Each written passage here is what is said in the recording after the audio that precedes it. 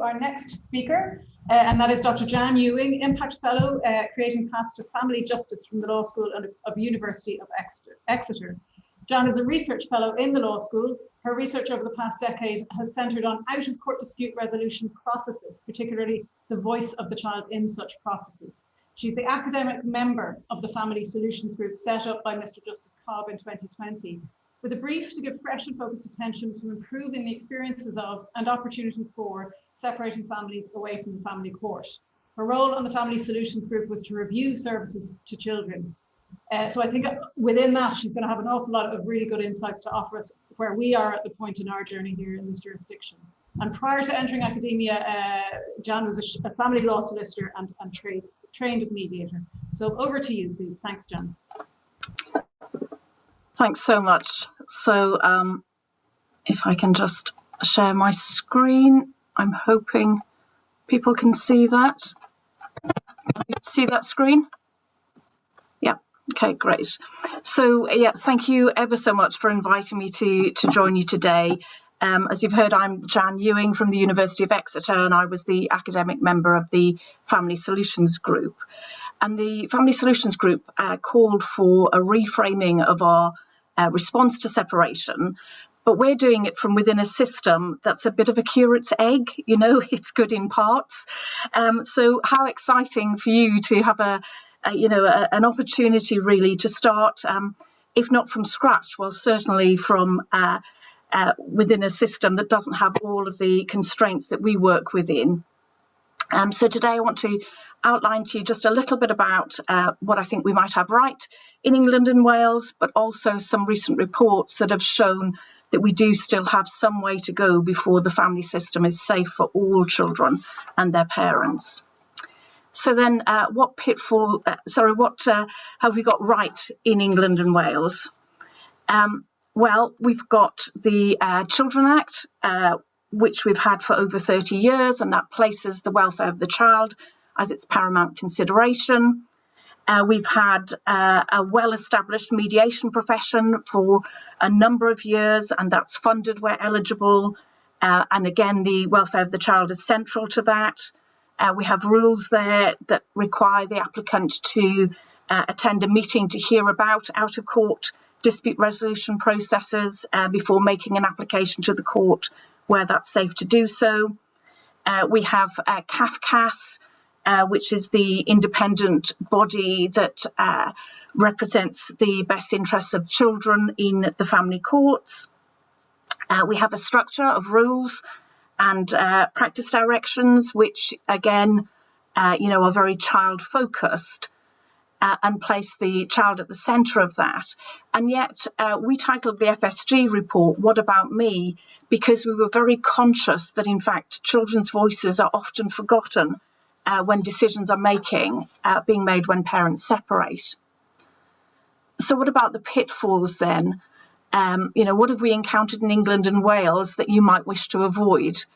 So I'll briefly look at three important recent reports. So the final report of the Private Law Working Group, the Ministry of Justice's Risk of Harm report, and the Family Solutions Group's work.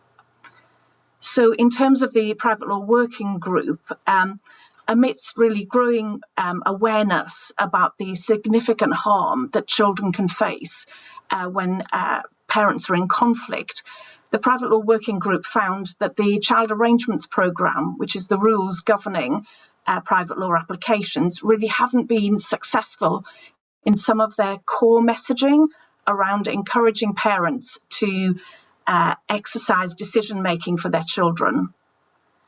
They also found failures in the family court system to manage some domestic abuse cases appropriately. They reported that lack of public funding meant that many families enter a court system without any meaningful advice or legal practical help. And lastly, whilst good quality services exist to support separating families, including mediation, they found that there was little coherence in the delivery or incentives for families to actually access those services.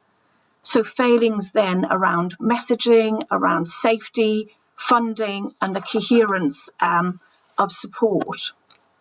and the delivery of that support. So what about the risk of harm report?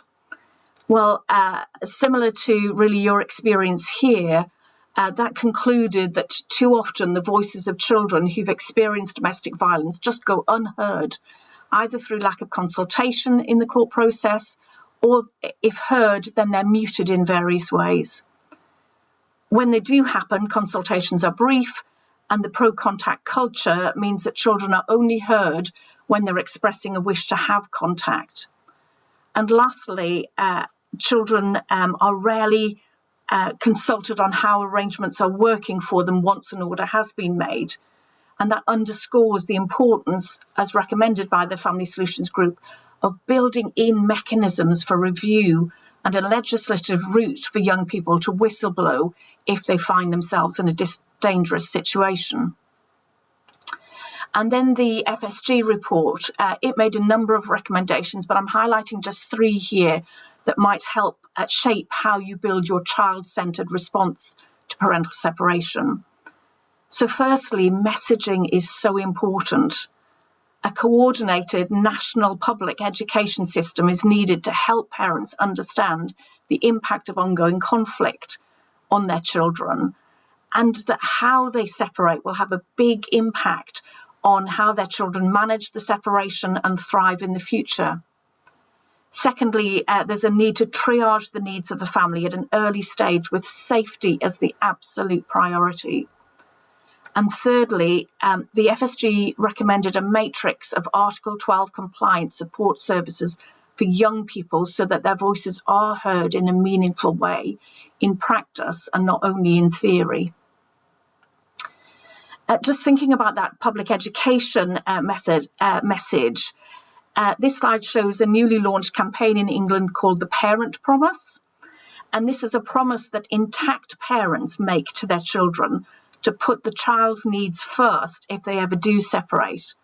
And of course, it's easier said than done once you have separated, but just getting parents to think upfront that there might be a better way of separating is an important step forward, I think.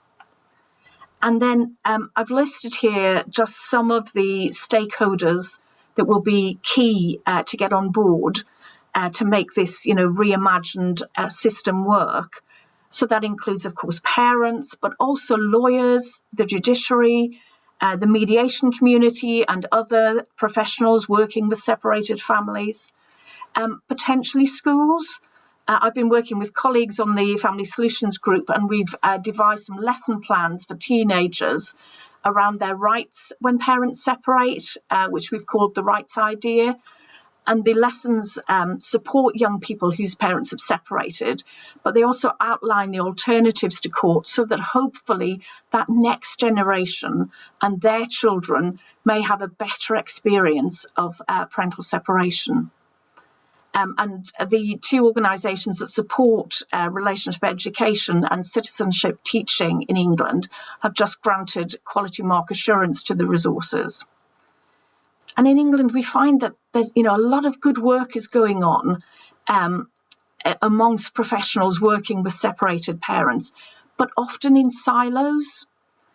So I'd really encourage you to think about how you can join up the response of all of those services that are working with separated parents. So as early as within schools, but also how about GPs? How about, your mediation services, your other out-of-court services and your in-court services? How could you make those more joined up? How could you make the messaging to all of these stakeholders consistent? In 2013 in England and Wales, to increase the uptake of mediation, public funding for legal advice on separation was removed, but it was retained for mediation. So now only those who are victims of domestic abuse are entitled to legal advice that's funded by the state. And it was hoped that that would lead to an increase in the uptake of mediation. But lawyers had actually been important gatekeepers, for parents to hear about mediation. and the messaging around these changes was just communicated really poorly. And as a result, in fact, mediation starts fell 56% in that first year after implementation because the messaging was just not clearly done. So, please do learn from our mistakes, because money spent on ensuring that your messaging is right is actually money well spent. Next, I'd say to you, build your system on early triage of the needs of the whole family, because getting the right case into the right process at the right time is critical. So where there's safety needs, these must be prioritised above all else, and there must be accessible and affordable access to legal advice and to the family court on what we've termed the safety pathway. But in the absence of safety issues or other welfare concerns, well, actually court should be a last resort for parents. And instead, parents need access to information, advice, well signposted support to help them look beyond their relationship issues and their conflict towards the needs of the child, including the child's right to have a relationship with both parents where it's safe to do so. And we've called this the Cooperative Parenting pathway. And of course, the system needs to be sufficiently responsive so that cases can cross from one pathway to another if needed. I've highlighted briefly on this slide a project that Anne Barlow and I have recently evaluated called Mediation in Mind, which was funded by the Department for Work and Pensions. And it provided free of charge triaging of the separated parents' needs, legal information session, individual counselling for the parents and for their children, mediation, including child-inclusive mediation, a session on communication and some group work. And this holistic package of support for parents and young people had impressive outcomes. And in the absence of safety concerns, promoting cooperative parenting with this holistic support, as the FSG report recommends, would ensure that parents are less likely to become embroiled in contentious proceedings. And the research evidence is unequivocal here. Parental conflict is psychologically damaging to children, and it impairs their relationship with both parents, often well into adulthood. Children's outcomes are poorer when parents remain locked in conflict. So encouraging cooperative parenting, where it's safe to do so, would steer families who don't need an adjudication away from court to less acrimonious solutions, and therefore improve outcomes for children.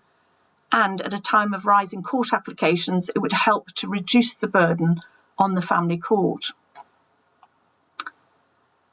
So then, why should we be listening to children? Why is this important? Because critically, I would say to you that you must be building your new system with children at the very heart of it, because the research evidence is clear. Young people want good information and support and a voice in the decision-making process when their parents separate. And failure to provide this compounds their sense of confusion and uncertainty. In our research on child-inclusive mediation, young people have told us that feeling listened to and respected in the decision-making process has been cathartic for them. Involving children in decision-making about contact is associated with a positive experience of contact. Arrangements are longer lasting, father-children relationships are better, and parenting is more cooperative. Hearing from young people improves their experiences of the process and the outcomes, and critically, as we've just heard from Stephanie, it ensures that those children are safe or safer. Yet in private law cases, children's views are sought via a CAFCAS report in England and Wales in only around 35% of cases, and only 26% of mediation cases involving children aged 10 and over hear directly from children. So we have some way to go in England and Wales. So I'd really, urge you to build a system that hears from children right from the outset. You've about a minute left, John. Thank you. And whilst the Family Solution Group focused primarily on parenting, as you can see there, that child-focused approach also reaps dividends in finance cases. And you're ahead of us in a sense, in that Ireland's already not only ratified the UNCRC as we have, but you've also ensured that that it's within your constitution that children's rights must be upheld. And we've not, certainly in England, Wales has, but England hasn't yet given a statutory footing to the UNCRC. And so again, I'd just say, really build on that and build children's rights into this new approach. Lucinda Ferguson from the University of Oxford argues that it does children a disservice to give them a right to be heard in theory unless in practice they can exercise that right. So in the FSG, we divided really the separating children into four cohorts. So cohort one was those children whose parents agreed care arrangements outside of state services, 2 settled in mediation, 3 applied to court, and 4 were separately represented within court cases. And then we looked at the individual information and support needs for each of those cohorts. And of course, you need to adapt this to your local context, but that might just be a useful framework as you begin to look at these issues. Jan, just if you wouldn't mind wrapping up. Yeah, so just to wrap up then, I would say to you, build that Article 12 compliant service. Prioritise safety for young people in that service. Where it is safe, then encourage parents to work together rather than against each other, and make sure that you provide properly resourced, well signposted, joined up information and support nationally, locally, online and offline, because without that support, then parents often will end up making an application to court. And just to finish then, I've added some hyperlinks to the various reports. So just thank you, ever so much again. I'm really excited to be learning from you and from how you do this over the next few years. Thank you. Thank you so much, Jan, for a really, really rich and interesting presentation. I was particularly keen to hear about the rights-based approach used and the various different actors that you mentioned, thinking about schools and doctors and the roles that they play. And of course, as you finished up there on talking about the CRC, it's maybe important to note that the Scottish obviously have incorporated fully now in an act the CRC into legislation. So the most advanced, obviously, within the group. And maybe you could comment on that. They have. Although the English government is threatening to take that to the Supreme Court. Okay, great. Okay. Okay.